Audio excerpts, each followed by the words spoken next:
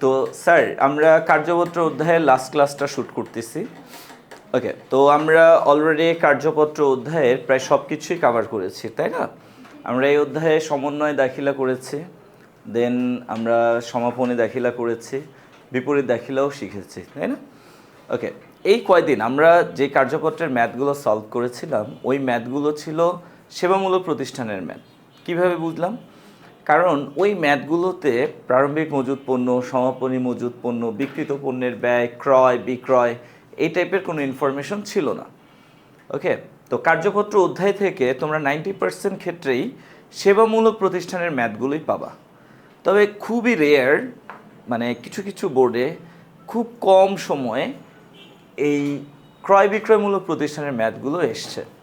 তো আমি আজকে ডিসিশন নিলাম যে যদি আমরা এই অধ্যায়টাকে পারফেক্টলি কমপ্লিট করতে চাই, সেবামূলক প্রতিষ্ঠানের ম্যাথগুলোর পাশাপাশি ক্রয় বিক্রয়মূলক প্রতিষ্ঠানের ম্যাথও সলভ করা আমাদের শিখতে হবে। ওকে, তো আজকের এই ম্যাথটা একটু ডিফারেন্ট, এটা হলো ক্রয় বিক্রয়মূলক প্রতিষ্ঠানের ম্যাথ। ওকে, দেখো আমরা ব্যবসা প্রতিষ্ঠানকে কয়েক রকমভাবে বিভক্ত করতে পারি, যেমন সার্ভিস প্রোভাইডিং বিজনেস, যারা সেবা প্রদান করে আয় করে। আরেকটা হলো মার্চেন্ডাইজিং, যারা পণ্য কেনাবেচার মাধ্যমে ব্যবসা করে। আরেকটা হলো প্রোডিউসার, যারা পণ্য উৎপাদন করে ব্যবসা করে। ওকে, তো আমরা আজকে যেই প্রতিষ্ঠানের ম্যাথটা সলভ করব বা কার্যপত্র করব, এরা হলো মার্চেন্ডাইজিং ফার্ম বা ক্রয় বিক্রয়মূলক প্রতিষ্ঠান। কিভাবে বুঝলাম? কারণ হলো এদের এই যে মজুত পণ্য দেয়া আছে, বিক্রয় দেয়া আছে, ঠিক আছে, ক্রয় দেয়া আছে, তাই না? ক্রয় আছে এখানে কোথাও? ক্রয় নাই, বাট বিক্রিত পণ্যের ব্যয় দিয়ে দিচ্ছে। হ্যাঁ, তো এরকম বিক্রিত পণ্যের ব্যয়, ক্রয় বিক্রয়, মজুত পণ্য এই টাইপের যদি ইনফরমেশন থাকে তাহলে বুঝতে হবে এটা হলো ক্রয় বিক্রয়মূলক প্রতিষ্ঠান। ওকে স্যার, আচ্ছা, তো চলো আমরা তাহলে ম্যাথটা সলভ করি। দেখো অবশ্যই এটা কিন্তু একটা বোর্ড কোয়েশ্চেন। এটা কোন সালের কোন বোর্ডের কোয়েশ্চেন সেটা আমি এখানে দেই নাই, বাট এটা কিন্তু কোনো একটা বোর্ড কোয়েশ্চেনকে আমি হয়তো কিছুটা মডিফাই করে এখানে নিয়ে এসেছি। ওকে, তো চলো আমরা ম্যাথটা অ্যাট ফার্স্ট পড়ি। কি বলছে? সঞ্জিদা জাহান জলি এন্টারপ্রাইজ নামে গার্মেন্টস সামগ্রী ক্রয় বিক্রয়ের ব্যবসা পরিচালনা করেন। আচ্ছা, ম্যাথটা হচ্ছে 2025 সালের, এটা ভুল আসছে 2018। 2025 সালের 31 ডিসেম্বর তারিখে তার হিসাব বইতে নিম্নোক্ত রেয়ামিল প্রস্তুত করা হয়। ওকে, 2025 সালের 31 ডিসেম্বর তারিখে তার এই রেয়ামিলটা প্রস্তুত করা হয়েছে। তো রেয়ামিলের মধ্যে কি কি ইনফরমেশন আছে একটু পড়ি। নগদ দেয়া আছে, এটা কি সম্পদ, রাইট? প্রাপ্য হিসাব দেয়া আছে, এটাও কি সম্পদ। মজুদ পণ্য দেয়া আছে 31/12। বলো তো এটা কি মজুদ? এটা কি প্রারম্ভিক মজুদ না সমাপনী মজুদ? আচ্ছা, এটা সমাপনী মজুদ। স্যার একটা বিষয় খেয়াল করছো, রেয়ামিলের মধ্যে কোন মজুদ আসে আর কোন মজুদ আসে না বলো তো? প্রারম্ভিক মজুদ আসে কিন্তু সমাপনী মজুদ আসে না। এটা আমরা সবাই জানি, যারা আমরা রেয়ামিল তৈরি করেছি সবাই কিন্তু জানি যে রেয়ামিলের মধ্যে আমরা কোন মজুদটাকে অন্তর্ভুক্ত করি? প্রারম্ভিক মজুদকে। কাকে আনি না? সমাপনী মজুদকে। বাট আজকের এই রেয়ামিলের মধ্যে কাকে আনা হয়েছে? সমাপনী মজুদকে। এই যে নিয়মটা উল্টে গেছে, কেন জানো? বিকজ যদি ক্রয় না থেকে সমন্বিত ক্রয় বা বিক্রিত পণ্যের ব্যয়কে রেয়ামিল অন্তর্ভুক্ত করা হয়, ক্রয়ের পরিবর্তে সমন্বিত ক্রয় বা বিক্রিত পণ্যের ব্যয়কে রেয়ামিল অন্তর্ভুক্ত করা হয়, তখন কিন্তু প্রারম্ভিক মজুদ রেয়ামিলে আসে না। কে আসে? সমাপনী মজুদ। দেখো আমাদের কোয়েশ্চেনে কিন্তু বা রেয়ামিলের মধ্যে ক্রয় দেয়া নেই, কি দেয়া আছে বলো তো? বিক্রিত পণ্যের ব্যয় দেয়া আছে। কি দেয়া আছে? যেহেতু রেয়ামিলের মধ্যে বিক্রিত পণ্যের ব্যয় দেয়া আছে, দ্যাটস ওয়াই রেয়ামিলের মধ্যে প্রারম্ভিক মজুদকে অন্তর্ভুক্ত করা হয় নাই। কাকে করা হয়েছে? সমাপনী মজুদকে। প্রারম্ভিক মজুদ কি? বিক্রিত পণ্যের ব্যয়। কিন্তু সমাপনী মজুদ এটা কি? চলতি সম্পদ। এটা কি স্যার? চলতি সম্পদ বা সম্পদ। ওকে, আচ্ছা, তো ওই রেয়ামিলের একটা নিয়ম আমি এখানে বললাম আর কি। মূলত আমি কি বোঝাতে চেয়েছি স্যার, যে রেয়ামিলের মধ্যে সমাপনী মজুদটা কেন আনা হয়েছে? কারণ রেয়ামিলের মধ্যে ক্রয়কে অন্তর্ভুক্ত করা হয় নাই। ক্রয়ের পরিবর্তে কাকে অন্তর্ভুক্ত করা হয়েছে? বিক্রিত পণ্যের ব্যয়কে অন্তর্ভুক্ত করা হয়েছে। দ্যাটস ওয়াই প্রারম্ভিক মজুদের পরিবর্তে সমাপনী মজুদকে রেয়ামিলের মধ্যে নিয়ে আসা হয়েছে, কোয়েশ্চেনে নিয়ে আসা হয়েছে। ওকে, তো এই যে মজুদ পণ্য 31/12 বা সমাপনী মজুদ পণ্য, এটাকে আমরা কোথায় নিব বলো তো স্যার? সম্পদে। কোথায় নিব? সম্পদে। প্রদেয় হিসাব দায়ে যাবে, বিক্রয় আয়ে যাবে, বিক্রয় ফেরত বিক্রয় থেকে বাদ যাবে, তাই না বলো? মূলধন মালিকানা সত্ত্ব, আচ্ছা আসবাবপত্র, সম্পদ, পুঞ্জীভূত অবচয় আসবাবপত্র, রাইট? এটা আসবাবপত্র থেকে বাদ যাবে। কুড়িন সঞ্চিতি, এটা কি হবে? পরিচালন ব্যয় থেকে বাদ যাবে, তাই না? আচ্ছা আমরা কিন্তু আর্থিক বিবরণী করতেছি না, আমরা কি করতেছি? কার্যপত্র। কি করতেছি? কার্যপত্র, তাই না? তো কার্যপত্রে যে কুড়িন সঞ্চিতি, এটা পরিচালন, এটা কি হবে? আয় বিবরণীতে যাবে। ওকে, এরপরে কি দেয়া আছে? বিক্রিত পণ্যের ব্যয়, এটাও আয় বিবরণীতে যাবে। বেতন আয় বিবরণীতে যাবে, এটা ব্যয়। কুড়িন ব্যয় আয় বিবরণীতে যাবে। ভাড়া খরচ ব্যয় আয় বিবরণীতে যাবে। উপযোগ খরচ ব্যয় আয় বিবরণীতে যাবে। বিজ্ঞাপন খরচ ব্যয় কোথায় যাবে? আয় বিবরণীতে যাবে। এই হলো আমাদের কোয়েশ্চেন বা রেয়ামিল। আচ্ছা, তো যেহেতু এটা কার্যপত্রের ম্যাথ, সো রেয়ামিলের পাশাপাশি কিছু সমন্বয় দেয়া থাকবে। তো নিচে কিছু সমন্বয় দেয়া আছে। ওকে, তো এখানে কি কি বলছে? অলিখিত বিক্রয়ের পরিমাণ দেয়া আছে, এটা একটা সমন্বয়। সরলরৈখিক পদ্ধতিতে আসবাবপত্রের উপর অবচয় ধরতে বলছে, এটা একটা সমন্বয়। বিজ্ঞাপনকে 4টি আর্থিক বছরে বিভক্ত করতে বলছে, এটাও একটা সমন্বয়। প্রাপ্য হিসাবের 5,000 টাকা আদায়যোগ্য নয়, এটা একটা সমন্বয়। হ্যাঁ, অবশিষ্ট প্রাপ্য হিসাবের উপর কুড়িন সঞ্চিতি ধরতে হবে 4%, এটাও কি একটা সমন্বয়। তো এখানে বেশ কিছু সমন্বয় দেয়া আছে, রেয়ামিল দেয়া আছে, আর কিছু সমন্বয় দেয়া আছে। ওকে, তো আমাদেরকে কি করতে বলছে? রিকোয়ারমেন্টগুলো কি? করণীয় ক, বিলম্বিত বিজ্ঞাপনের পরিমাণ নির্ণয় করো। তাহলে দেখো, এই যে বিজ্ঞাপন আমরা বলতেছি, বিজ্ঞাপনের যে অংশটুকু এই বছরের জন্য, সেটাকে আমরা কি বলি? বিজ্ঞাপন খরচ অথবা অবলোপনকৃত বিজ্ঞাপন। আর বিজ্ঞাপনের যে অংশটুকু এই বছরের না, আগামী বছরগুলোর জন্য, সেটাকে আমরা কি বলি? বিলম্বিত বিজ্ঞাপন। তাহলে এই যে বিজ্ঞাপন নামক ব্যয়টাকে কয় ভাগ করা হয়? একটা কি অবলোপনকৃত, আর একটা কি বিলম্বিত। একটা কি স্যার? অবলোপনকৃত, আর একটা কি? ধরো বিজ্ঞাপন খরচ 5 টাকা। কয় টাকা? এই 5 টাকার মধ্যে 1 টাকা হচ্ছে এই বছরের জন্য, তাহলে এই 1 টাকাকে আমরা কি বলবো? অবলোপনকৃত বিজ্ঞাপন বা বিজ্ঞাপন খরচ। আর বাকি 4 টাকা কি? আগামী বছরগুলোর জন্য। এই 4 টাকাকে আমরা কি বলবো? বিলম্বিত বিজ্ঞাপন। ওকে, তো আমাদের এখানে বললো কতে বিলম্বিত বিজ্ঞাপনের পরিমাণ নির্ণয় করো। তো এখানে বিজ্ঞাপন কয় টাকা দেয়া আছে? 20,000। এই 20,000 টাকা কয় বছরের জন্য? এই যে 4টি আর্থিক বছর মানে কি? 4 বছর। 4টি আর্থিক মানে একটু ঢং করে বলছে আর কি, 4 বছর না বলে 4টি আর্থিক বছর। ওকে, তো 4টি আর্থিক বছর মানে কি? 4 বছর। তাহলে 20,000 টাকাকে আমরা ভাগ দিব কত দিয়ে? 4 দিয়ে। আমরা কি 4 বছরের অঙ্ক করতেছি বলো? না, আমরা অঙ্ক করতেছি 1 বছরের। তাহলে 4টা আর্থিক বছরের জন্য 20,000 টাকা। ওকে, তো 1 বছরের জন্য আমরা ম্যাথ করতেছি। ওকে, তাহলে অতিরিক্ত আছে কয় বছর? 3 বছর। অতিরিক্ত আছে কয় বছর? 3 বছর। এই 3 বছর হচ্ছে বিলম্বিত। তার মানে 20,000কে আমরা 4 দিয়ে ভাগ দেব, 3 দিয়ে গুণ দিব, তাহলে কত হয়? 15,000 টাকা। এই 15,000 টাকাকে আমরা কি বলবো স্যার? বিলম্বিত বিজ্ঞাপনের পরিমাণ। ওকে স্যার, তাহলে আমরা যদি চাই ক করতে পারবো। এখানে কি বললো? বিলম্বিত বিজ্ঞাপনের পরিমাণ নির্ণয় করো বলছে, তাই না? আমরা লিখলাম বিলম্বিত বিজ্ঞাপনের পরিমাণ নির্ণয়। ওকে, আচ্ছা, বিলম্বিত বিজ্ঞাপনের পরিমাণ নির্ণয়। তাহলে আমরা এখানে লিখি বিলম্বিত বিজ্ঞাপন সমান সমান, আচ্ছা বিজ্ঞাপন খরচ কত? 20,000। এটাকে আমরা গুণ দিলাম। আচ্ছা, এই যে 20,000, এটা কয় বছরের জন্য? তাহলে 4কে আমরা নিচে দিলাম। আর বিলম্বিত কয় বছর? 3 বছর। তাহলে বিলম্বিতকে উপরে দিলাম, ইকুয়াল, তাহলে কত হয়? 15,000 টাকা। বাস হয়ে গেল। এতটুকুই ক, খুবই ছোট, তাই না বলো? 2 মার্কস কিন্তু অনেক সহজেই পাওয়া যাবে, তাই না? আচ্ছা, এটা কি সবাই তুলে ফেলছো? গুড। সমন্বয় জাবেদা করি। তো এখন আমরা কি করব? খ কি বললো?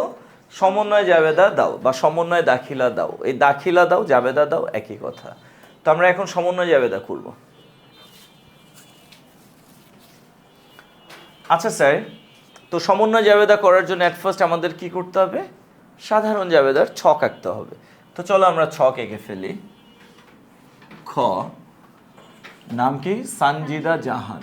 না না না, জলি এন্টারপ্রাইজ। আচ্ছা, আমরা এখানে লিখি জলি এন্টারপ্রাইজ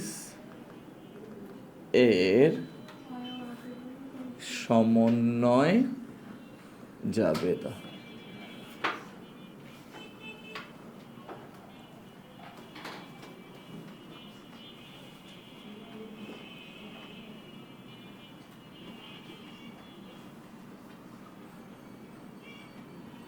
আচ্ছা, আমরা সমন্বয় জাবেদা করতেছি।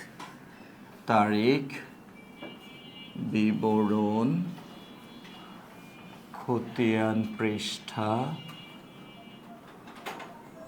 ডেবিট টাকা, ক্রেডিট টাকা। ওকে স্যার, কত সাল এটা? 2025 ইং, 2025 ইং, তাই না? আচ্ছা, আর আমরা সমন্বয় জাবেদা করি সবসময় বছর শেষে, ডিসেম্বরের 31 তারিখ। ওকে স্যার, বলো তো সমন্বয় জাবেদা বা সমন্বয় কয়ভাবে প্রশ্নে দেয়া থাকে? দুইভাবে। এক, কিছু সমন্বয় রেয়ামিলের মধ্যে লুকানো অবস্থায় থাকে। কারোর সাথে যদি পার্সেন্ট থাকে সুদ ধরতে হবে, কারোর সাথে যদি মাস থাকে তাহলে এখানে বকেয়া বা অগ্রিম আছে, কারোর সাথে বছর থাকলে অবলোপন করতে হবে, কারোর সাথে ভগ্নাংশ যদি থাকে তাহলেও এখানে বকেয়া বা অগ্রিম ধরতে হবে, তাই না বলো?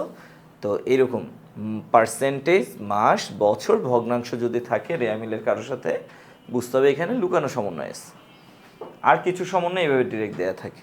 তো এখন তোমরাই বলো, আমাদের এই রেয়ামিলের মধ্যে কোনো লুকানো সমন্বয় আছে? বলো না, রেয়ামিলে কোনো লুকানো সমন্বয় নাই। কেন নাই? কারণ কারোর সাথে এখানে পার্সেন্ট নাই, বা কারোর সাথে মাস উল্লেখ নাই, বা কারোর সাথে বছর উল্লেখ নাই, বা কারোর সাথে ভগ্নাংশ দেয়া নেই। তারিখ থাকলে সমন্বয় হবে না। ওকে, আচ্ছা, তাহলে আমরা জাস্ট এই সরাসরি যে সমন্বয়, এই সমন্বয়গুলোর জন্য জাবেদা দিব। আচ্ছা, তাহলে আমরা প্রথম সমন্বয় জাবেদাটা দিচ্ছি। অলিখিত বিক্রয়ের পরিমাণ 5,000 টাকা। অলিখিত বিক্রয়ের পরিমাণ মানে কি জানো? মানে হলো আমরা ধারে বিক্রি করছি বাট লিখি নাই। স্যার, এটা একটু মাথায় রাখবা। অলিখিত ক্রয়, অলিখিত বিক্রয়, অলিখিত ক্রয় ফেরত, অলিখিত বিক্রয় ফেরত, এই চারোটাই হলো ধারে। এই চারোটাই কি? ধারে। এটা মনে থাকবে তো? অলিখিত ক্রয়, বিক্রয়, ক্রয় ফেরত, বিক্রয় ফেরত, চারোটাই কি? ধারে। তাহলে আমরা বিক্রি করছি বাট লিখি নাই, তার মানে এখন লিখবো। তাহলে আমরা ধারে বিক্রি করলে কি হয় বলো তো? দেনাদার বেড়ে যায়। দেনাদার ডেবিট, বিক্রয় ক্রেডিট। আচ্ছা, দেনাদার বা প্রাপ্য হিসাব একই কথা। আমরা প্রাপ্য হিসাব ডেবিট লিখলাম, আর বিক্রয় হিসাব ক্রেডিট লিখলাম। ওকে, কয় টাকা হবে বলো তো? 5,000 টাকা। এখানেও 5,000। আচ্ছা, যেহেতু ধারে বিক্রয় করা হলো, হ্যাঁ, এভাবে লিখে দিলে হবে। ওকে, এবার আসলে আমরা 2 নাম্বারটার সমন্বয় জাবেদা দেই। সরলরৈখিক পদ্ধতিতে আসবাবপত্রের উপর 5.5% হারে অবচয় ধার্য করতে হবে। আসবাবপত্রের উপর অবচয় ধরতে হবে। আচ্ছা, তাহলে এখানে আমরা অবচয়ের জাবেদাটা দিয়ে দিই। অবচয় হিসাব ডেবিট, আর পুঞ্জীভূত অবচয়, তাই না বলো? পুঞ্জীভূত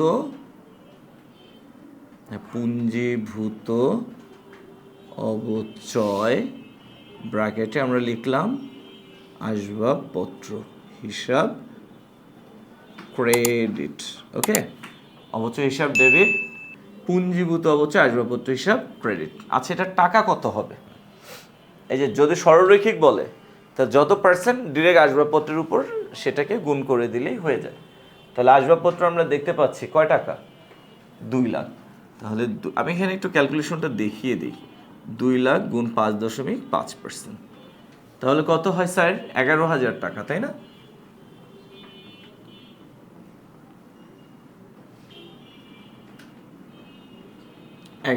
টাকা। এখানে আমরা কি লিখব? যেহেতু আসবাবপত্রের ওপর অবচয় ধার্য করা হলো।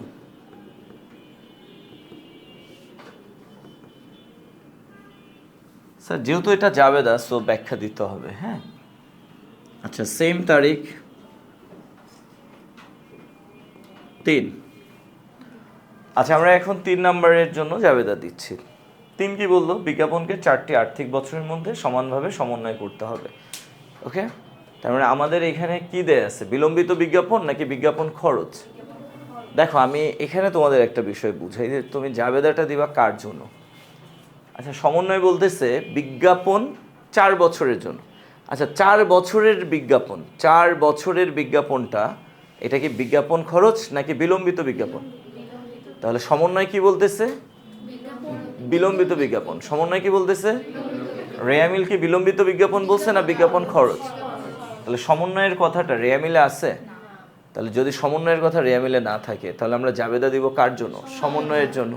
তার মানে সমন্বয় বলছে বিলম্বিত কয় বছর? বিজ্ঞাপন খরচ 4 বছরের জন্য। এই কথাটা দ্বারা আমরা কি বুঝলাম? বিলম্বিত 4 বছর না 3 বছর? কারণ আমরা 1 বছরের ম্যাথ করতেছি, তাহলে ওই 1 বছর বাদ বাকি রইল কয় বছর? তাহলে বিজ্ঞাপন খরচ 4 বছরের জন্য, এই কথাটা দ্বারা আমরা বুঝলাম বিলম্বিত বিজ্ঞাপন 3 বছর। তাহলে সমন্বয় বলতেছে বিলম্বিত বিজ্ঞাপন 3 বছর, রেয়ামিল বলতেছে বিজ্ঞাপন খরচ। তাহলে সমন্বয়ের কথাটা রেয়ামিলে আছে না নাই? নাই। তাহলে সমন্বয়ের কথা রেয়ামিলে যদি না থাকে আমরা জাবেদা দিব কার জন্য? সমন্বয়ের জন্য। তার মানে আমরা বিলম্বিত বিজ্ঞাপনের জাবেদা দিব। ওকে, তাহলে বিলম্বিত বিজ্ঞাপনের জাবেদা দিয়ে দিই। বিলম্বিত বিজ্ঞাপন হিসাব ডেবিট, আর বিজ্ঞাপন খরচ হিসাব কি হয়ে যাবে? বিজ্ঞাপন খরচ হিসাব ক্রেডিট। ওকে স্যার, আমার জায়গা নাই তাই আমি ব্যাখ্যা দিলাম না। তোমরা এখানে কি লিখবা? যেহেতু বিজ্ঞাপন খরচকে বিলম্বিত করা হলো, এটা সমন্বয়, এটা জাবেদায় দিবা। যেহেতু বিজ্ঞাপন খরচকে বিলম্বিত করা হলো, তাই না? আচ্ছা, কয় টাকা হবে?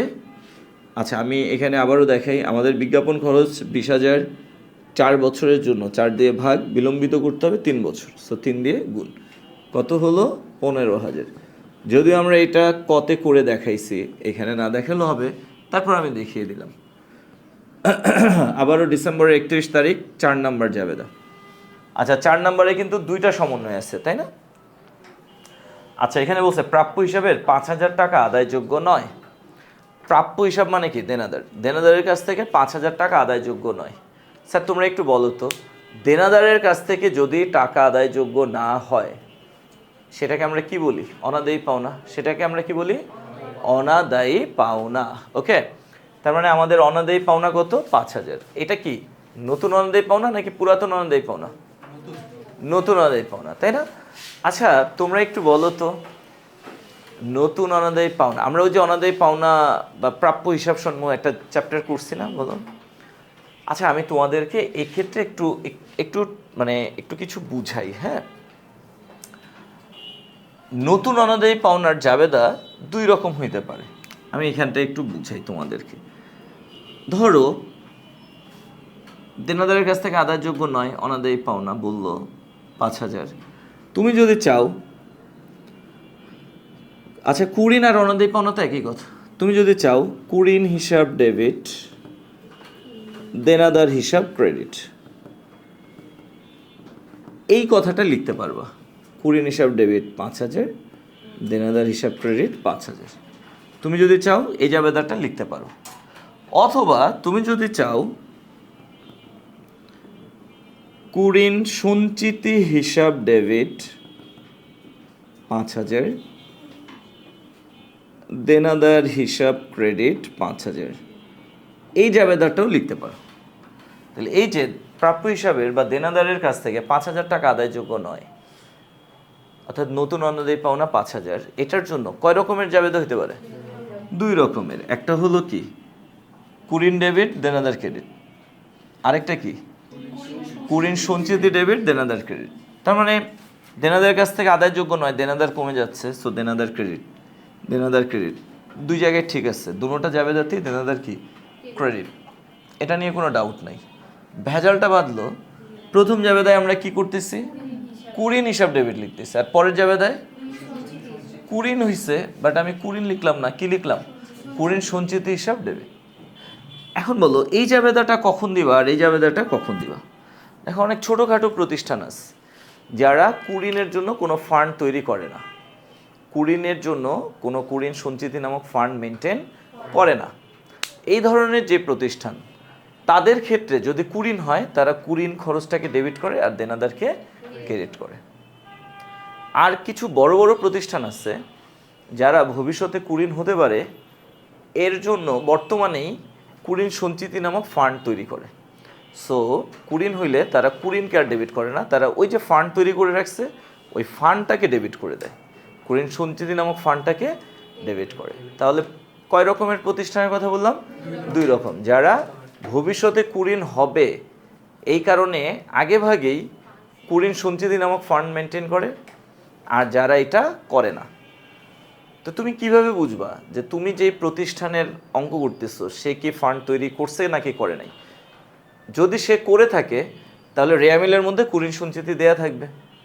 সো এই ধরনের প্রতিষ্ঠানের কুরিন হইলে তুমি কুরিন ডেবিট না লিখে কি করবা? কুরিন সঞ্চিতি ডেবিট আর দেনাদার ক্রেডিট। আর যদি তুমি রেয়ামিলের মধ্যে দেখো কুরিন সঞ্চিতি নাই, তার মানে তারা ফান্ড মেনটেন করে না, সো তাদের যদি কুরিন হয় তাহলে তো আর তুমি কুরিন সঞ্চিতিকে ডেবিট করতে পারবে না। তখন তুমি কাকে ডেবিট করে দিবা? কুরিনকে ডেবিট করে দিবা আর দেনাদারকে ক্রেডিট করে দিবা। বুঝছো? তাহলে দেখো, দেনাদারের কাছ থেকে 5,000 টাকা আদায়যোগ্য নয়, এই সমন্বয়টার জাবেদা কয় রকম হতে পারে? 2 রকম। একটা হলো কুরিন ডেবিট দেনাদার ক্রেডিট, আরেকটা কি? কুরিন সঞ্চিতি ডেবিট দেনাদার ক্রেডিট। উভয় জাবেদায় দেনাদার ক্রেডিট, কিন্তু প্রথম জাবেদাটায় আমি কুরিন ডেবিট করতেছি। কেন? কোনো ফান্ড নাই, কুরিন সঞ্চিতি নামক ফার্ম মেনটেন করে না। দ্বিতীয়টাতে আমি কুরিন ডেবিট না করে কুরিন সঞ্চিতিকে ডেবিট করতেছি। কেন? কারণ কোম্পানি কুরিন সঞ্চিতি নামক ফান্ড মেনটেন করে। তাহলে জাবেদাটা এই প্রথম মানে অনাদায়ী পাওনার জন্য বা নতুন অনাদায়ী পাওনার জন্য প্রথম জাবেদাটা হবে নাকি দ্বিতীয় জাবেদাটা হবে, এটা ডিপেন্ড করতেছে কার উপর? রেয়ামিলে কুরিন সঞ্চিতি নামক ফান্ড আছে নাকি নাই তার উপর। এখন আসো আমরা একটু আমাদের কোয়েশ্চেনটা দেখি। আমাদের এই কোয়েশ্চেনের মধ্যে বলো কুরিন সঞ্চিতি নামক ফান্ড আছে না নাই? আছে। যেহেতু এই ফার্ম বা এই প্রতিষ্ঠান কুরিন সঞ্চিতি নামক ফান্ড মেনটেন করে, দ্যাটস ওয়াই এই ফার্ম বা এই প্রতিষ্ঠান কুরিনের জন্য কুরিন হিসাব ডেবিট লিখবে নাকি কুরিন সঞ্চিতি ডেবিট লিখবে? কুরিন সঞ্চিতি ডেবিট লিখবে। যেহেতু ফান্ড আছে সে কুরিনের জন্য তার ফান্ড কমিয়ে দিবে, কুরিন সঞ্চিতিকে ডেবিট করবে। বুঝছো? আমি কি বুঝাতে পারছি? তাহলে তোমরা কুরিন ধার্য করা হলো বা অনাদায়ী পাওনা ধার্য করা হলো, এই লেনদেনের জন্য কি করবা? রেয়ামিলের দিকে তাকাবা যে কুরিন সঞ্চিতি নামক ফান্ড আছে কি নাই। ধরো নাই, কুরিন সঞ্চিতি নামক ফান্ড নাই, তাহলে তুমি কি লিখবা? কুরিন হিসাব ডেবিট দেনাদার হিসাব ক্রেডিট। কত? 5,000 5,000। ওকে। আর যদি থাকে যে কুরিন সঞ্চিতি ফান্ড আছে, ধরো আছে, তাহলে আর তুমি কি লিখবা? তখন কিন্তু আর কুরিন ডেবিট লিখবা না, তখন কি লিখবা? কুরিন সঞ্চিতি ডেবিট দেনাদার ক্রেডিট। বুঝতে পারছো? তাহলে বলো আমাদের এই অঙ্কে কুরিন সঞ্চিতি নামক ফান্ড আছে না নাই? আছে। তাহলে আমরা কি কুরিন ডেবিট লিখবো নাকি কুরিন সঞ্চিতি ডেবিট লিখবো? হ্যাঁ, কুরিনের জন্য বা দেনাদারের কাছ থেকে আদায়যোগ্য নয় বা নতুন কুরিন বা নতুন আদায় পাওনা 5,000 টাকার জন্য আমরা কি লিখবো? কুরিন সঞ্চিতি ডেবিট আর দেনাদার ক্রেডিট। বুঝাতে পারলাম? গুড।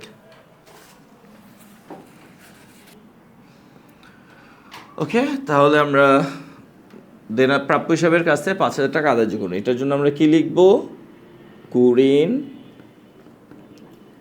সঞ্চিতি হিসাব ডেবিট, প্রাপ্য হিসাব ক্রেডিট, রাইট? প্রাপ্য হিসাব ক্রেডিট। আচ্ছা, আমি ব্যাখ্যা দিলাম না, জায়গা নাই এর জন্য। কয় টাকা? টাকা যা আছে তাই, 5,000। Okay sir. তাহলে নতুন কুরিনের সমস্যাটা কাকে নিয়ে? টাকাকে নিয়ে না। নতুন কুরিনের সমস্যা কিন্তু টাকাকে নিয়ে না, সমস্যা হলো কাকে নিয়ে? জাবেদাকে নিয়ে।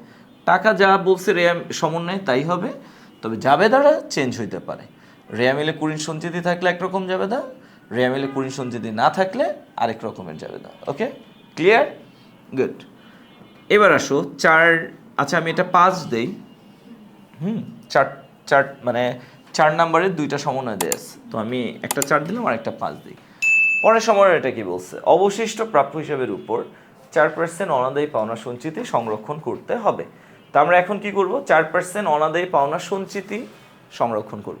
তো এই যে অনাদায়ী পাওনা সঞ্চিতি আর কুরিন সঞ্চিতি একই কথা না? বলো, সেম কথাই তো, অনাদায়ী পাওনা সঞ্চিতি যেই কথা, কুঋণ সঞ্চিতি কি সেম কথা, একই কথা। তো স্যার দেখো, নতুন কুঋণের জন্য মানে সমন্বয়ের কুঋণ হলো নতুন কুঋণ, রেয়ামিলেরটা কি পুরাতন কুঋণ, তাই না? সমন্বয়ের কুঋণ সঞ্চিতি কি নতুন কুঋণ সঞ্চিতি, রেয়ামিলের কুঋণ সঞ্চিতি কি পুরাতন কুঋণ সঞ্চিতি। যেমন এই কুঋণটা পুরাতন কুঋণ, এই কুঋণ সঞ্চিতিটা কি পুরাতন কুঋণ সঞ্চিতি, আর এই কুঋণটা কি নতুন কুঋণ, এই কুঋণ সঞ্চিতিটা কি নতুন কুঋণ সঞ্চিতি, রাইট? এখন দেখো, নতুন কুঋণের টাকা চেঞ্জ হয় না জাবেদা চেঞ্জ হয়? জাবেদা চেঞ্জ হয়। নতুন কুঋণের ক্ষেত্রে টাকা যা বলবে জাবেদায় তাই বসবে, কিন্তু চেঞ্জ হবে কে? জাবেদা। কখনো কখনো কুঋণ ডেবিট, কখনো কখনো কুঋণ সঞ্চিতি ডেবিট। কিন্তু নতুন কুঋণ সঞ্চিতির ক্ষেত্রে আমি যে জায়গাটায় ফোকাস করতে চাচ্ছি, নতুন কুঋণ সঞ্চিতির ক্ষেত্রে অলওয়েজ জাবেদা সেম, অলওয়েজ জাবেদা সেম। নতুন কুঋণ সঞ্চিতির জাবেদা, এবার সমন্বয়ে কুঋণ সঞ্চিতি থাকুক বা না থাকুক ওটা তোমার দেখার দরকার নেই। নতুন কুঋণ সঞ্চিতির জাবেদা কি হবে? কুঋণ ডেবিট, কুঋণ সঞ্চিতি ক্রেডিট। কি স্যার? কুঋণ ডেবিট, কুঋণ সঞ্চিতি ক্রেডিট। ওকে, জাবেদা নিয়ে কোনো ডাউট নেই। নতুন কুঋণ 5,000, এখানে তোমার ডাউট আছে কাকে নিয়ে? না, টাকাকে নিয়ে না, জাবেদাকে নিয়ে। কাকে নিয়ে? কুঋণ ডেবিট হবে নাকি কুঋণ সঞ্চিতি ডেবিট হবে? কিন্তু নতুন কুঋণ সঞ্চিতি 5,000, এখানে তোমার ডাউট কাকে নিয়ে? টাকাকে নিয়ে। ডাউট নাই কাকে নিয়ে? জাবেদাকে নিয়ে। কারণ নতুন সঞ্চিতির জাবেদা একটাই, কুঋণ ডেবিট, কুঋণ সঞ্চিতি ক্রেডিট। ওকে, তাহলে আমরা জাবেদাটা লিখে ফেলি। কুঋণ হিসাব ডেবিট, আর নিচে কি লিখব? কুঋণ সঞ্চিতি হিসাব ক্রেডিট। বুঝলাম স্যার? তাহলে নতুন কুঋণ সঞ্চিতির জাবেদা কি? কুঋণ হিসাব ডেবিট, কুঋণ সঞ্চিতি হিসাব ক্রেডিট। কোনো ডাউট আছে? নাই। কিন্তু ডাউটটা আছে কাকে নিয়ে? টাকাকে নিয়ে। কাকে নিয়ে? টাকাকে নিয়ে। দেখো, তুমি নতুন কুঋণ সঞ্চিতি ধার্য করবা কয় পার্সেন্ট? কার উপর? অবশ্যই প্রাপ্য হিসাবের উপর। কার উপর? কারণ আমরা সবসময় নতুন কুঋণ সঞ্চিতি ধরি কার উপর? প্রাপ্য হিসাবের উপর। আচ্ছা, আমাদের প্রাপ্য হিসাব কত? 90,000। আমরা কি 90,000-এর উপর ডিরেক্ট ধরতে পারবো বলো? না, অবশ্যই না। আমরা নেট দেনাদারের উপর ধরি, তাই না? তাহলে দেখো, নেট দেনাদারটা আমরা কিভাবে পেতে পারি? আমাদের দেনাদার, প্রাপ্য হিসাব মানে তো দেনাদার, তো আমাদের দেনাদার কত? 90,000। দেনাদার কত? 90,000। এটার সাথে আমরা যোগ করব কি বলো তো? ওই যে অলিখিত বিক্রয়। অলিখিত বিক্রয়ের কারণে কি হয়েছে? দেনাদার বেড়ে গেছে না? সো আমরা যোগ করব কত? 5,000। ওকে, আর মাইনাস করব কাকে বলো তো? ওই যে নতুন কুঋণ। নতুন কুঋণের কারণে কি হয়? দেনাদার কমে যায় না? দেনাদার কমে গেছে কত? 5,000। তাহলে আমরা এখানে মাইনাস করে দিব কত? 5,000। তাহলে থাকে কত? 90,000। এই 90,000-এর উপরে আমরা সঞ্চিতি ধরবো কয় পার্সেন্ট? 4%। তাহলে কত হয়? 3,600 টাকা। কত? তাহলে বলো তো আমাদের নতুন কুঋণ সঞ্চিতি কত? নতুন কুঋণ সঞ্চিতি কত? 3,600, রাইট? তাই না বলো? তাহলে নতুন কুঋণ সঞ্চিতি কত? 3,600। তাহলে দেখো, এই নতুন কুঋণ সঞ্চিতি 3,600, এটার জন্য জাবেদা দিলাম কুঋণ হিসাব ডেবিট, কুঋণ সঞ্চিতি হিসাব ক্রেডিট। এখন আমরা এখানে কত বসাবো? 3,600, 3,600, তাই না বলো? এই জাবেদাটা কার? নতুন কুঋণ সঞ্চিতির। নতুন কুঋণ নাকি নতুন কুঋণ সঞ্চিতি? দেখো, তোমরা কিন্তু, আমি অনেক ইফোর্ট দিচ্ছি, অনেকে বিরক্ত বোধ করবে, যারা ভিডিওটা দেখবে তারা বিরক্ত বোধ করবে যে স্যার এই জায়গায় এত পেঁচাচ্ছে কেন। কারণ আছে। কুঋণ, কুঋণ সঞ্চিতি এই দুটা জিনিস এক না। কুঋণের বেলা তুমি ডাউট ফিল করবা কাকে নিয়ে? জাবেদাকে নিয়ে, যে জাবেদা আমি কুঋণ লিখবো না কুঋণ সঞ্চিতি লিখবো। টাকা নিয়ে কোনো ডাউট নাই, যা আছে বসাই দিবে। কিন্তু কুঋণ সঞ্চিতির বেলা ঘটনাটা উল্টা হয়ে যাবে। তুমি জাবেদা নিয়ে কোনো ডাউট ফিল করবে না, কুঋণ ডেবিট, কুঋণ সঞ্চিতি ক্রেডিট, জাবেদা বসাই দিবা, কিন্তু ডাউট ফিল করবা কাকে নিয়ে? টাকাকে নিয়ে। কেন? আমি বলতেছি। এই যে আমি কুঋণ হিসাব ডেবিট, কুঋণ সঞ্চিতি ক্রেডিট লিখলাম, কার জন্য লিখলাম? এই যে নতুন কুঋণ সঞ্চিতি, এটার জন্য লিখলাম না? তাহলে টাকাও নতুন কুঋণ সঞ্চিতি বসার কথা, কিন্তু এটা যদি বসে অঙ্কটা কাটা যাবে। তা জাবেদা আমি নতুন কুঋণ সঞ্চিতি দিব, কিন্তু নতুন কুঋণ সঞ্চিতির টাকাটা আমি এখানে বসাবো না। এই নতুন কুঋণ সঞ্চিতি 3,600, এই টাকাটাকে আমরা প্রসেস করব। কি করব? প্রসেস করার নিয়ম কি দেখো, নতুন কুঋণ সঞ্চিতি, ওকে, যোগ করতে হবে কি পুরাতন কুড়িন, যোগ করতে হবে কি নতুন কুড়িন, মাইনাস করতে হবে কি পুরাতন কুড়িন সঞ্চিত। এইভাবে প্রসেস করে টাকাটাকে বসাইতে হবে। তাহলে নতুন কুড়িন সঞ্চিতির জন্য আমি জাবেদা দিছি, কিন্তু টাকাটা বসাইতে পারবো না। টাকাটাকে আমার কি করতে হবে প্রসেস করতে হবে। কিভাবে? নতুন কুড়িন সঞ্চিতির সাথে যোগ হবে কে পুরাতন কুড়িন, আর কে যোগ হবে নতুন কুড়িন, মাইনাস হবে কে পুরাতন কুড়িন সঞ্চিত। তাহলে নতুন কুড়িন সঞ্চিতি কয় টাকা 3600 যোগ পুরাতন কুড়িন, পুরাতন কুড়িন কয় টাকা 3000, কয় টাকা স্যার 3000 যোগ নতুন কুড়িন, নতুন কুড়িন কয় টাকা 5000 টাকা, বিয়োগ হবে কি পুরাতন কুড়িন সঞ্চিতি। এই যে পুরাতন কুড়িন সঞ্চিতি কয় টাকা 10,000 টাকা বিয়োগ হবে। ওকে, এখন এই যোগ বিয়োগ করলে কয় টাকা হয় বলো তো 3600 প্লাস 3000 প্লাস 5000 মাইনাস 10,000 ইকুয়াল 1600 টাকা হয়। কয় টাকা 1600 টাকা। তাহলে 3600 টাকা না লিখে আমরা লিখলাম কত 1600। কেন? এই যে প্রসেস করার কারণে। বুঝতে পারলাম? তাহলে কুড়িনের ক্ষেত্রে টাকা যা তাই, টাকা 5000 বলছে 5000ই বসছে, চেঞ্জ হয় কে জাবেদা। কখনো কুড়িন ডেবিট দেনাদার ক্রেডিট, কখনো কুড়িন সঞ্চিতি ডেবিট দেনাদার ক্রেডিট। এটা ডিপেন্ড করে রেয়ামিলের মধ্যে পুরাতন কুড়িন সঞ্চিতি আছে কি নাই। আর নতুন কুড়িন সঞ্চিতির ক্ষেত্রে ফিক্সড কি জাবেদা, এটা অলওয়েজ যা তাই, কিন্তু চেঞ্জ হবে কে টাকা, টাকাটা চেঞ্জ হয়ে যাবে। Okay sir?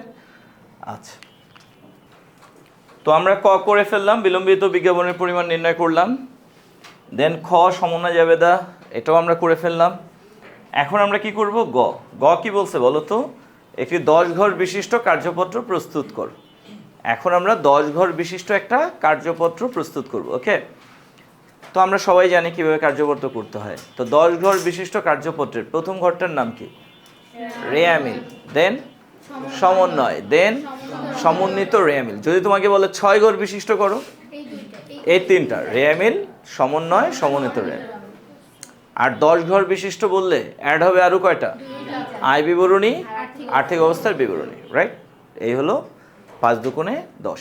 আচ্ছা, যদি তোমাকে বলে 8 ঘর বিশিষ্ট করো, না 8 ঘর বিশিষ্ট যদি বলে তাহলে সমন্বিত রেয়ামিলটা বাদ দিয়ে দিবা। তাহলে রেয়ামিল, সমন্বয়, আয় বিবরণী, আর্থিক অবস্থা বিবরণী।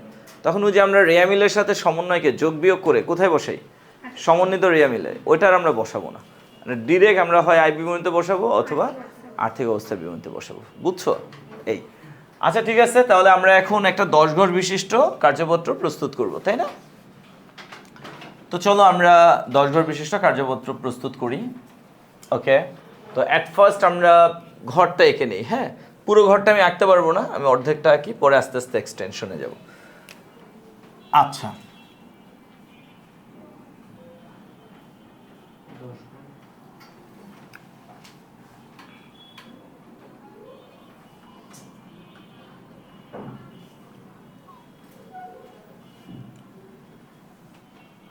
ওকে স্যার,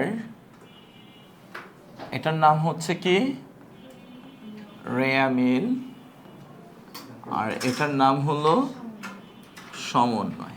ওকে, ডেবিট, ক্রেডিট,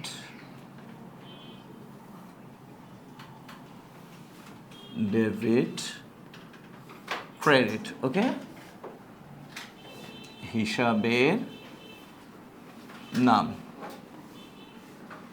ওকে, তো আমরা স্টার্ট করি। হ্যাঁ, তো কার্যপত্রে প্রথম এটা আমরা গ করতেছি কার্যপত্র। তাহলে কার্যপত্রে অ্যাট ফার্স্ট কি করতে হয়, এই রেয়ামিলে যা আছে হুবহু তাই বসাতে হয়। তো এখানে রেয়ামিলে যা আছে আমরা হুবহু এখানে তাই বসাবো। Okay fine. তাহলে ফার্স্টে কি আছে একটু আমাকে বলো। নগদ আছে, নগদ কয় টাকা? আচ্ছা, ডেবিটে 60,000। এরপরে প্রাপ্য হিসাব। ওকে, প্রাপ্য হিসাব ডেবিটে কত 90,000। ওকে, দেন কি আছে সমাপনী মজুদ, সমাপনী মজুদ পণ্য ডেবিটে কত 45,000, এটাও ডেবিট, তাই না? তারপরে কি দেয়া আছে? প্রদেয় হিসাব। প্রদেয় হিসাব, প্রদেয় হিসাব ক্রেডিটে কত? 30,000। আচ্ছা, জাস্ট রেয়ামিল যা দেখে দেখে বসিয়ে দেয়া। এরপরে কি স্যার? বিক্রয় হিসাব, তাই না? আচ্ছা, বিক্রয় হিসাব কত?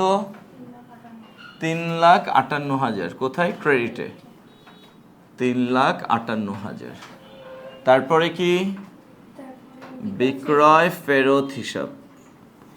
আচ্ছা, হিসাব না লিখলাম, বিক্রয় ফেরত। আচ্ছা, বিক্রয় ফেরত কত? 5,000 ডেবিটে।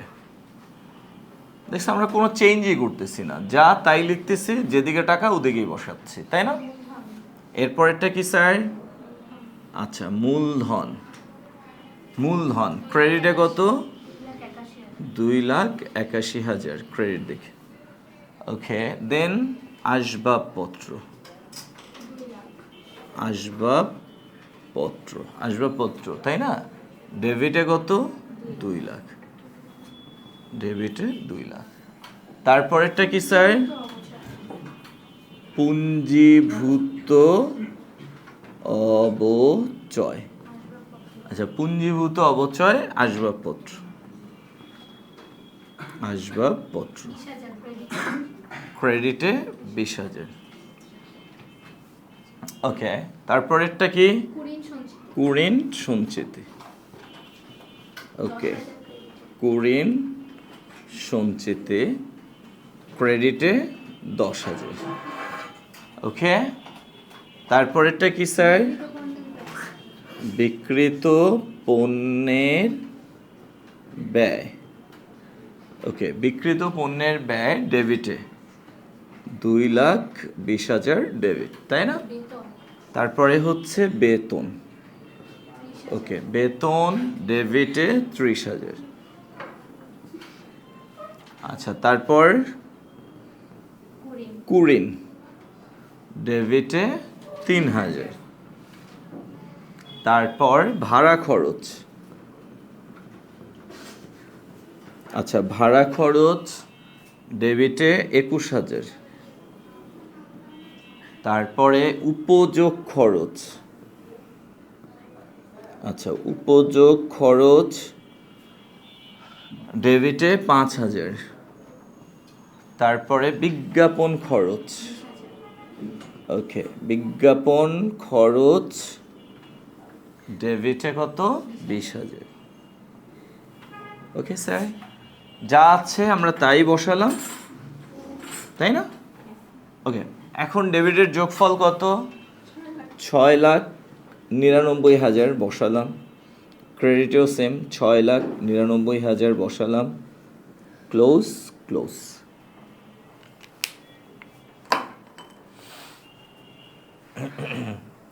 তো স্যার, তোমরা কি সবাই বুঝতে পারলা কি করলাম আমরা? বলো তো।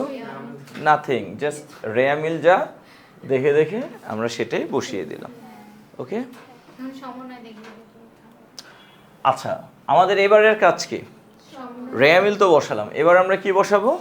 সমন্বয় বসাবো, তাই না? আচ্ছা, আমি ঘরটাকে আরেকটু এক্সটেন্ড করে দিই। ওকে, তো এটা হলো আমাদের সমন্বয়ের ঘর। এখন আমরা সমন্বয়গুলোকে দেখে দেখে বসাবো। এই যে একটু আগে আমরা যে সমন্বয় জাবেদা পড়লাম, ওই সমন্বয় জাবেদাগুলোকে এখন আমরা সমন্বয়ের ঘরে বসাবো।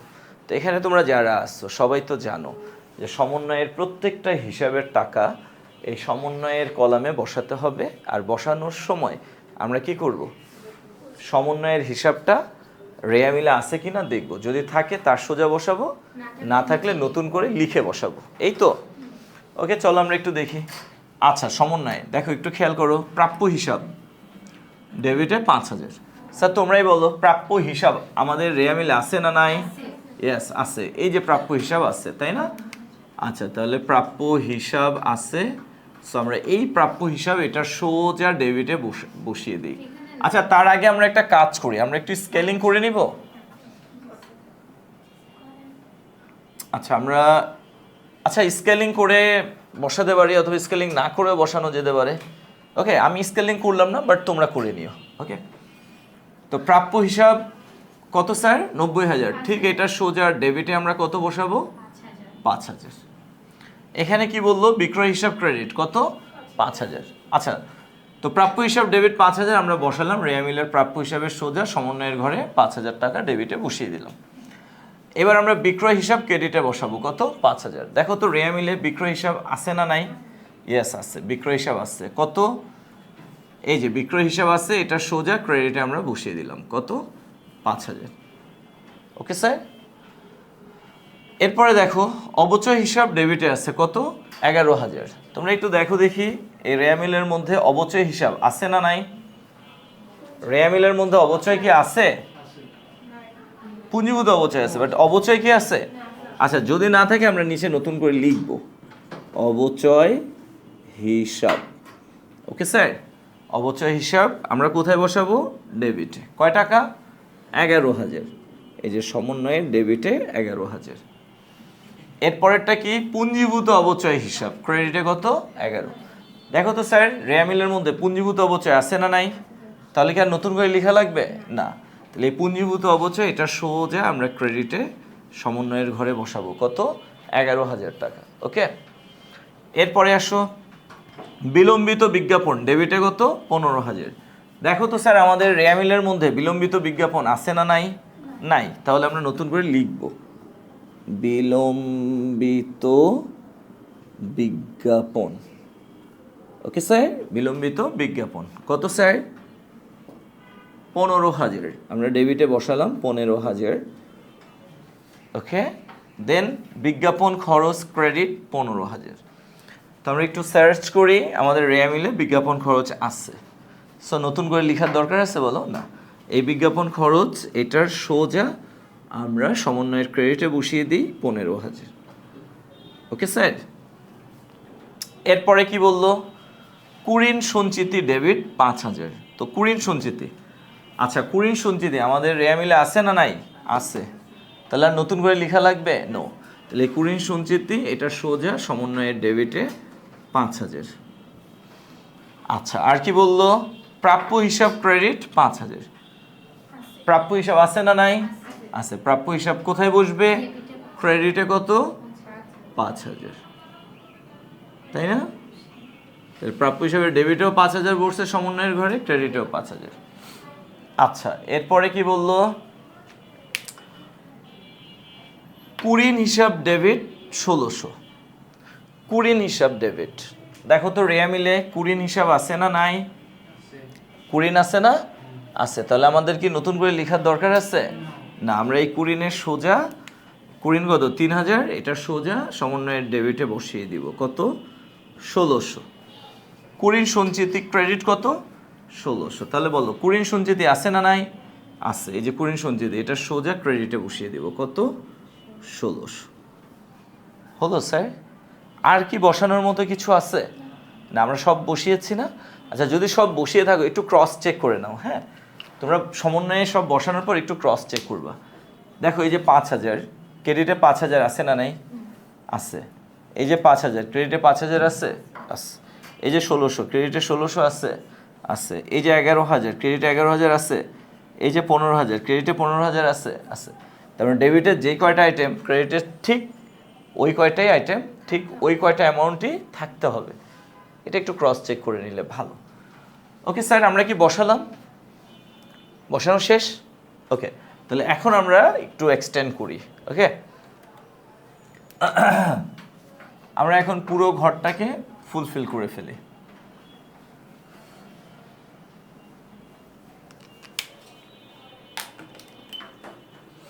আচ্ছা, তাহলে রেয়া মিল সমন্বয়, এরপরের ঘরটা কি হবে?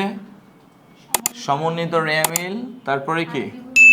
আয় বিবরণী, আর কি? আর্থিক অবস্থার বিবরণী। এটা বিশাল বড় ম্যাথ, তো এই কারণে আর কি অ্যাট এ টাইম ঘর আঁকা কঠিন হয়ে যায়। আচ্ছা, আমরা এখানে কি লিখব? সমন্বিত রেয়া মিল ডেবিট ক্রেডিট। আচ্ছা, এখানে আমরা কি লিখব বলো তো? আয় বিবরণী ডেবিট ক্রেডিট।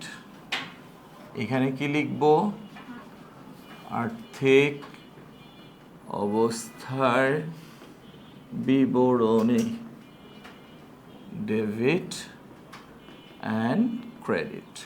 ওকে, এবার আসো আমরা এগুলোকে শিফট করব সব।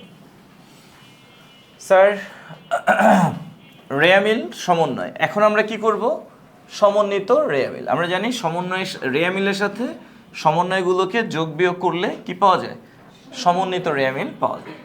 Okay fine. নগদ, দেখো তো নগদ রেয়ামিলের ডেবিটে আছে, বাট নগদ কি সমন্বয়ে আছে? না, রেয়ামিল সমন্বয়ে নাই। সো আমরা এখানে 60,000 টাকাই লিখে দিচ্ছি। আচ্ছা, এখানে ঘরটা একটু ঝামেলা হয়ে গেছে। আচ্ছা, তাহলে আমরা এখানে 60,000 লিখে দিলাম। আচ্ছা, নগদ 60,000, 60,000 লিখলাম।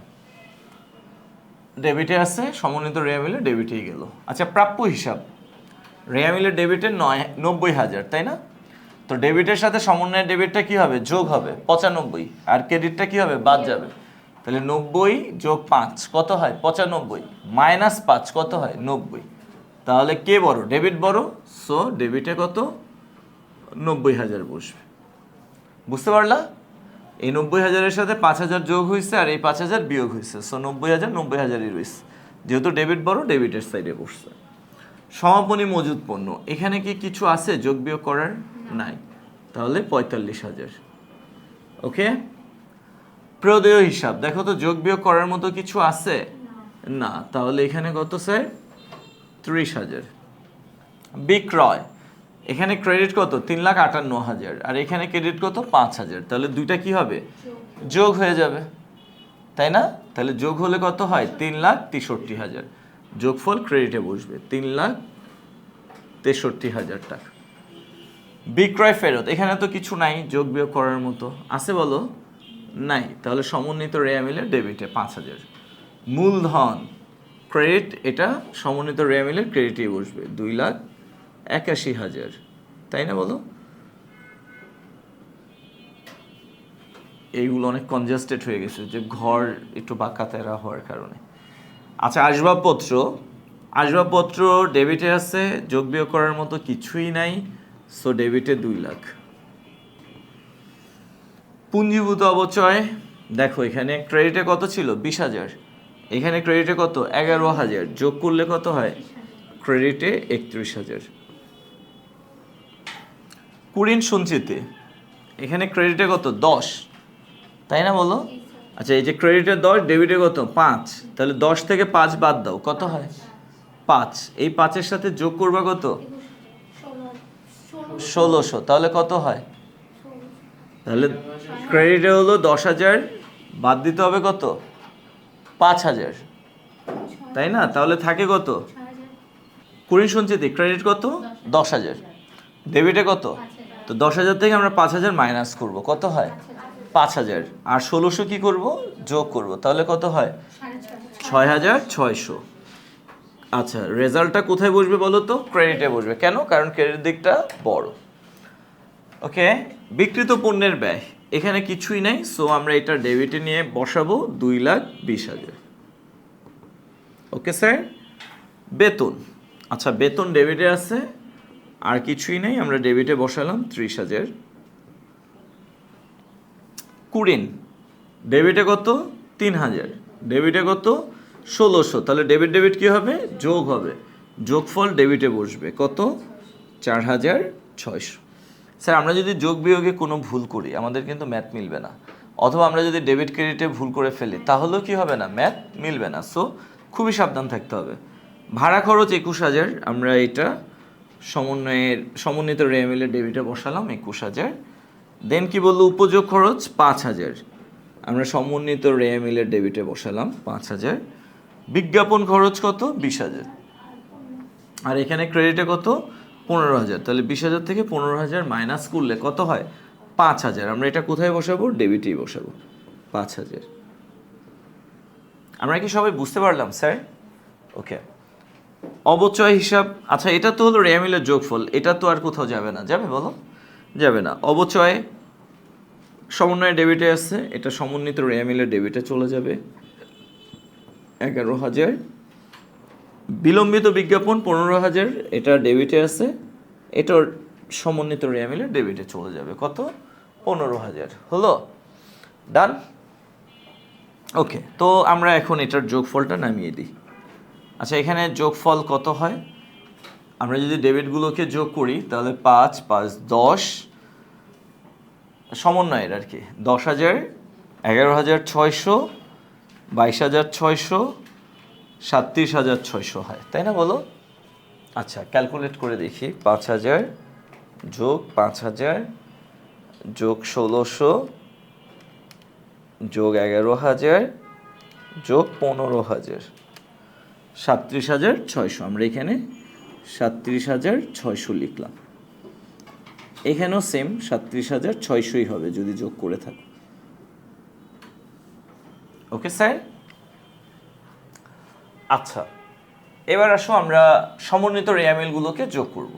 তো ডেবিটগুলো আমরা এখন যোগ করি। 60,000 plus 90,000 plus 45,000 plus 5,000 plus 2 lakh plus 2,20,000 plus 30,000 plus 4,600 plus 21,000 5,000 5,000 10,000 11,000 বা 26,000, 11 আর 15 26,000, তাই না? ইকুয়াল 7,11,600। তো আমরা এখানে পেলাম 7,11,600। ওকে, তো এখন আমরা ক্রেডিটগুলো যোগ করে দেখি। এটাই হবে 30,000 যোগ 3,63,000 যোগ 2,81,000 যোগ 31,000 যোগ 6,600, ওকে, ইকুয়াল 7,11,600। আচ্ছা, আমরা ক্লোজ করে দিচ্ছি। 7,11,600, 7,11,600 আমাদের কিন্তু মিলে গেছে, তাই না বলো? সমন্বিত রেয়া মিলের ডেবিট ক্রেডিট মিলে গেছে, তার মানে এই পর্যন্ত আমাদের কোনো ভুল হয় নাই, ঠিক আছে। আচ্ছা, সমন্বিত রেয়া মিলটা হয়ে যাওয়ার পর আমরা কি করব? এই রেয়া মিলের টাকা, সমন্বয়ের টাকাগুলোকে আর কনসিডার করব না, এগুলো বাদ। এখন পরবর্তী যে দুইটা পার্ট আছে, আয় বিবরণী, আর্থিক অবস্থার বিবরণী, এই দুটোটা পার্ট কমপ্লিট করব কাকে দিয়ে? সমন্বিত রেয়া মিলের টাকা দিয়ে। ওকে, তো স্যার দেখো এখানে যারা আছে, যে হিসাবগুলো আছে, এই হিসাবগুলো কয় রকম? 5 রকম। কেউ হচ্ছে আয়, কেউ হচ্ছে ব্যয়, কেউ সম্পদ, কেউ দায়, কেউ মালিকানা সত্ত্ব। আমরা জানি আয় আর ব্যয়গুলো কোথায় যাবে? আয় বিবরণীতে। সম্পদ, দায়, মালিকানা সত্ত্ব এরা কোথায় যাবে? আর্থিক অবস্থার বিবরণীতে। যে ডেবিট আছে ডেবিটই বসবে, যে ক্রেডিট আছে ক্রেডিটই বসবে। অর্থাৎ সমন্বিত রেয়া মিলের যে টাকা, ডেবিটের টাকা ডেবিটেই যাবে, ক্রেডিটের টাকা ক্রেডিটেই যাবে। জাস্ট ডিফারেন্টটা হলো কেউ কেউ আয় বিবরণীতে যাবে আর কেউ কেউ আর্থিক অবস্থার বিবরণীতে যাবে। আয় বিবরণীতে কারা যাবে? আয় আর ব্যয়। আর্থিক অবস্থার বিবরণীতে কারা যাবে? সম্পদ, দায়, মালিকানা সত্ত্ব। ওকে স্যার, তো চলো আমরা একটু দেখি। ফার্স্টে কি দেয়া আছে? ফার্স্ট অফ অল নগদ দেয়া আছে। কি দেয়া আছে স্যার? নগদ। আচ্ছা, তোমরাই বলো নগদ এটা কি? সম্পদ। নগদটা কি? সম্পদ। সো নগদ এটা কোথায় যাবে? আর্থিক অবস্থার বিবরণী ডেবিটে যাবে। কয় টাকা স্যার? 60,000 টাকা, তাই না? আচ্ছা, এরপরেরটা কি? প্রাপ্য হিসাব। এটাও কি? সম্পদ। সো এটাও আর্থিক অবস্থার বিবরণী ডেবিটে যাবে। কত? 90,000 টাকা। এরপরে কি দেয়া আছে বলো? সমাপনী মজুদ পণ্য। কত? 45,000 টাকা। এটাও সম্পদ। সো এটাও কোথায় যাবে? আর্থিক অবস্থার বিবরণী ডেবিটে যাবে। কত? 45,000 টাকা, তাই না? এরপরে কি দেয়া আছে? প্রদেয় হিসাব। প্রদেয় হিসাবটা কি স্যার? দায়। প্রদেয় হিসাব কি? দায়। তাহলে দায় কোথায় যায়? আর্থিক অবস্থার বিবরণীতেই যায়। এরপরে দেয়া আছে কি স্যার? বিক্রয়। কত? 3,63,000 টাকা। আচ্ছা, বিক্রয়টা কি? আয় না বলো? সো এটা আয় বিবরণীর ক্রেডিটে যাবে, 3,63,000।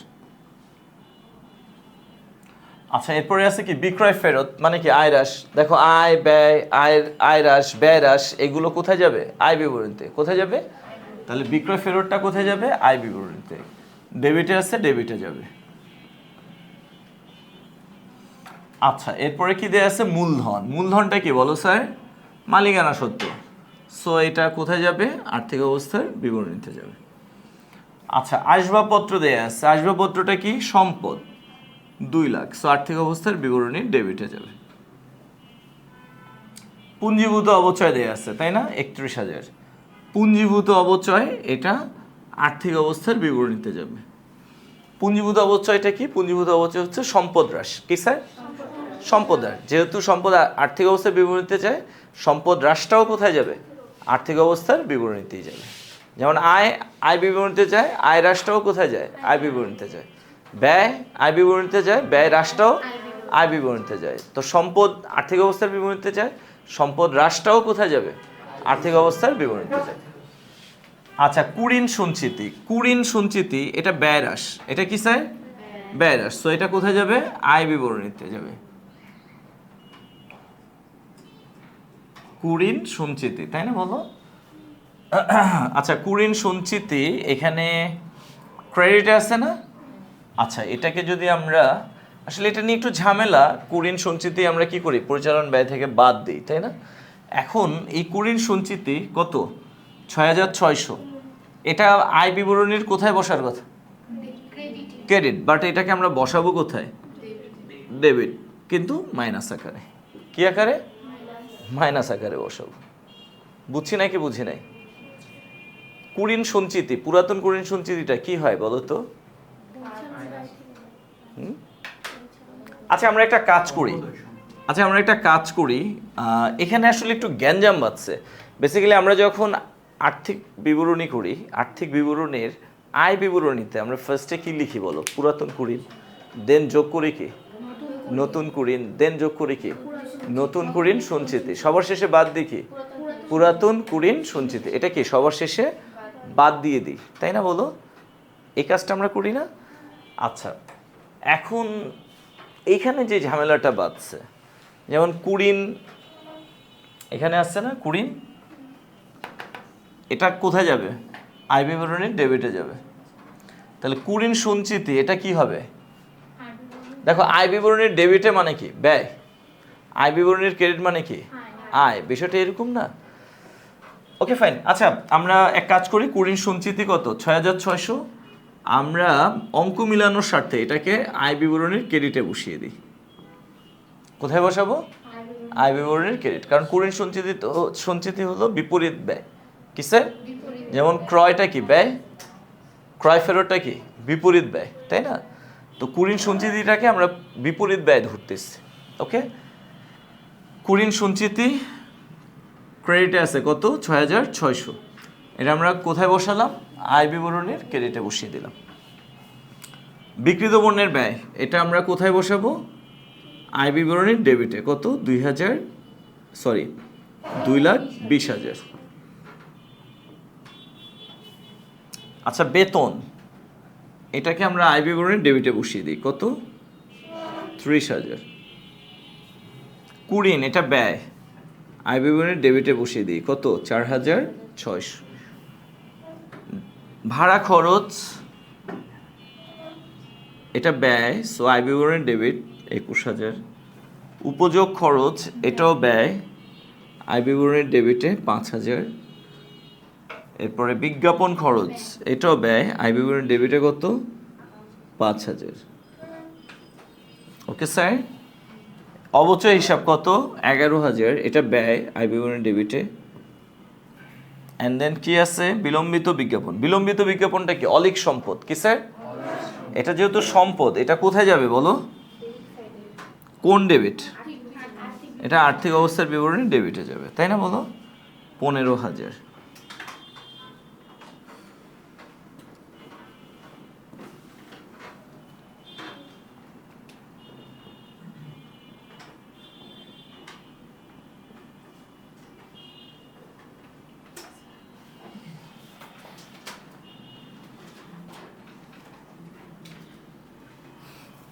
Okay sir.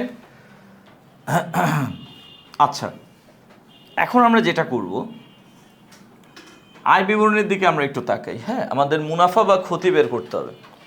দেখো, আমি আবারও একটু বলি, তোমরা অনেকেই এই যে কুঋণ সঞ্চিতিটা নিয়ে কনফিউজড হয়ে গেছো, তাই না? আচ্ছা, কুড়ির সঞ্চিতি কি হয়? পরিচালন ব্যয় যায় না? কি আকারে যায়? মাইনাস আকারে। কি আকারে? মাইনাস আকারে যায়, তাই না? তো আমরা ব্যয় থেকে কাউকে মাইনাস করি, তার মানে এটা কি? বিপরীত ব্যয়। ব্যয় থেকে কেউ মাইনাস হওয়া মানে কি? বিপরীত ব্যয় মানে কি? আয়।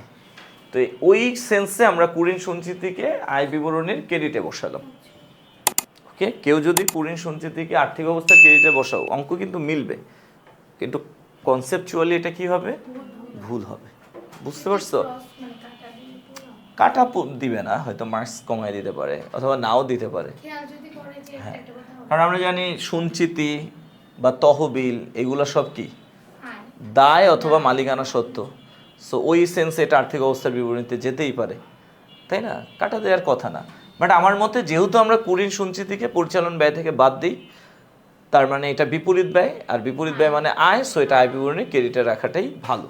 কেউ যদি এটাকে আর্থিক অবস্থার বিবরণীর ক্রেডিটে নেয় তাহলেও হবে। Okay sir. আচ্ছা, এবার আসো আমরা মুনাফা বা ক্ষতি নির্ণয় করব। তো আমরা যদি দেখি ক্রেডিট বড়, আয় বিবরণীর ক্রেডিট সাইডটা বড়, তাহলে মুনাফা হবে, আর আয় বিবরণীর ডেবিট সাইডটা বড় হলে ক্ষতি হবে। তো আমরা আয় বিবরণীর ক্রেডিটের দিকে যদি তাকাই, 3,63,000, 6,600। ওকে, আর যদি ডেবিটে তাকাই তাহলে কত? 5,000, এখানে কত? 2,20,000, 30,000, 46,000, 21,000, 5,000, 5,000, 11,000, সরি 4,600। তাহলে কোন দিকটা তোমাদের মধ্যে বড় হতে পারে বলো তো? ক্রেডিট দিকটাই বড় হবে। কোন দিক বড় হবে? ক্রেডিট। তাহলে চলো আমরা ক্রেডিট দিকটাকে যোগ করে ফেলি। 3,63,000 প্লাস 6,600 ইকুয়াল 3,69,600। তাহলে আমরা আয় বিবরণীর ক্রেডিটে লিখলাম কত স্যার? 3,00,000 ক্রেডিটে কিন্তু লিখতেছি 69,600 ক্লোজ। ওকে, আচ্ছা, সো এটাকে আমরা শুধু ক্রেডিটই লিখবো না, যে দিকটা বড় ওই বড় দিকের যোগফল আমরা দুই দিকেই লিখবো, ক্রেডিটেও লিখলাম আবার ডেবিটেও লিখবো, 3,69,600। ওকে, এবার আমরা এই যোগফল থেকে ডেবিটগুলোকে মাইনাস করে দিব। তো মাইনাস করি, ডেবিটে কে কে আছে? 5,000 minus 2,20,000 minus 30,000 minus 4,600 minus 21,000 minus 5,000 minus 5,000 minus 11,000 equal 68,000 টাকা হয়। কত হয় স্যার? 68,000। এই যে 68,000 টাকা, এই টাকাটার নাম হবে নেট মুনাফা। কি নাম হবে স্যার? নেট মুনাফা। এই 68,000 টাকা হচ্ছে নেট মুনাফা। এটা কেন নেট মুনাফা বলো তো? কারণ আয় বিবরণীর আয়গুলো কি হয়েছে? ব্যয়ের চেয়ে বেশি হয়েছে। আয় বিবরণীর ডেবিট মানে কি? ব্যয়। ক্রেডিট মানে কি? আয়। তাহলে কার যোগফল বড়? আয়ের যোগফল বড়। কার তুলনায়? কতটুকু বড়? 68,000 টাকা। এই 68,000 টাকা হচ্ছে কি? নেট মুনাফা। এবং নেট মুনাফাটা যদিও আয় বিবরণীর ডেবিটে বসছে ব্যালেন্স হিসেবে, বাট এটা চলে যাবে আর্থিক অবস্থার বিবরণীর কোথায়? ক্রেডিটে। তাহলে আর্থিক অবস্থার বিবরণীর ক্রেডিটে আমরা বসিয়ে দিলাম কত? 68,000 টাকা। ওকে, এবার আমরা কি করব? আর্থিক অবস্থার বিবরণীর ডেবিট আর ক্রেডিটগুলোকে যোগ করব। যদি যোগফল মিলে যায় তাহলে বুঝতে হবে আমাদের অঙ্কটা হয়েছে, আর না মিললে হয় নাই। ওকে, তাহলে চলো আমরা ডেবিট দিকের যোগফলটা মিলাই, মানে করে ফেলি। 60,000 যোগ 90,000 যোগ 45,000 যোগ 2 লাখ যোগ 15,000 ইকুয়াল 4,10,000 ক্লোজ। তাহলে 4,10,000 হলো আর্থিক অবস্থার ডেবিট দিকের জের, মানে যোগফল আর কি। এবার ক্রেডিটের যোগফলটা দেখি। 30,000 যোগ 2,81,000 যোগ 31,000 যোগ 68,000, তাই না? ইকুয়াল 4,10,000। কত স্যার? 4,10,000। আচ্ছা, এখন তোমরাই বলো তাহলে আর্থিক অবস্থার বিবরণে ডেবিটের যোগফল কত? 4,10,000। ক্রেডিটের যোগফল কত? তাহলে দুইটা যোগফল কি মিলছে? দুটোটা যোগফল মিলে গেছে না? তাহলে বলো আমাদের ম্যাথটা হয়েছে নাকি হয় নাই? হয়েছে, ম্যাথ কিন্তু মিলে গেছে। ওকে স্যার, আচ্ছা তাহলে আমাদের এই অধ্যায়টা এই পর্যন্তই। ওকে, আর আজকে এটা লাস্ট ক্লাস।